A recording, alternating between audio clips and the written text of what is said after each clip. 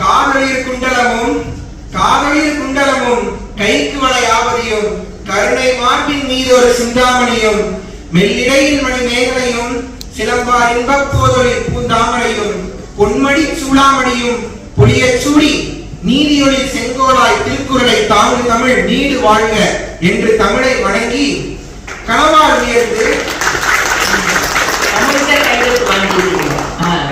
கணவால் உயர்ந்து கம்பீரமாய் அமர்ந்திருக்கும் நடுவர் அவர்களே, கண்ணியத்திற்கும் போற்றுதலுக்கும் உரிய அனைத்து துறை சார்ந்த ஆசிரியர் பெருந்தகைகளே, மேலும் என் ஆழ்மனதின் அபார்ட்மெண்ட்களில் குடியிருக்கும் எனது அன்பு சகோதர சகோதரிகளே,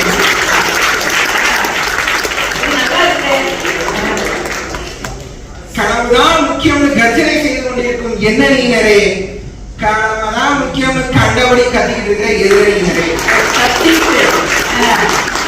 உங்கள் அனைவருக்கும் இந்த பொன்கணேசனின் பொன்னான வணக்கங்களை தெரிவித்துக் கொள்கிறேன். அதாவது இன்னைக்கு நமக்கு கொடுக்கப்பட்ட தலைப்பு, இந்த இளைஞர்கள் பயணிக்க வேண்டிய பாதை கனவுகளை நோக்கியா கடமைகளை நோக்கியா?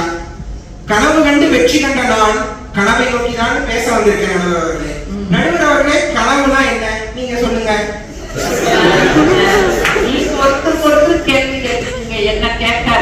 நானே சொல்லிடுறேன். நான் கனவு எப்படி அணுகிறேன் தெரியுமா நடுவர் அவர்களே? வாழ்வின் அடுத்தடுத்த இலக்குகளை நிர்ணயித்து அதை நோக்கி நகர்ந்து செல்கின்ற பயணத்திற்கு பெயர் தான் கனவே தவிர, ஒரே ஒரு இலக்கை அடைந்து விட்ட பின் நின்று விடுவதற்கு பெயர் அல்ல கனவு. எந்த கனவா இருந்தாலும் அதுல உண்மையும் அறமும் உழைப்பும் இருந்தா கண்டிப்பா ஜெயிக்கலாம். இதான் என் தங்கச்சி சபிதா தெல்ல தெளிவா எடுத்து சொல்லிட்டு போனாங்க. இப்பவும் இது நம்ம எதிரணிக்கு புரியலன்னா இதை தெளிவா புரிய வைக்க வேண்டியது என் கடமை இல்லையா? உறங்க விடாம செய்யற கனவால ஜெயிச்சவங்க லட்சம் பேர் இருக்கும் போது சுவாரஸ்யம் என்னன்னா, உறங்கும் போது அந்த கனவால ஜெயிச்சவங்க கூட 1000 பேர் இருக்காங்க. நடுவர்களே, நச்சுன்னு ஒரு 4 கனவு சொல்லட்டுமா? 1, தையல் மிஷினை கண்டுபிடிச்ச மனுஷன் அதோட ஊசியையும் கனவால தான் கண்டுபிடிச்சான்.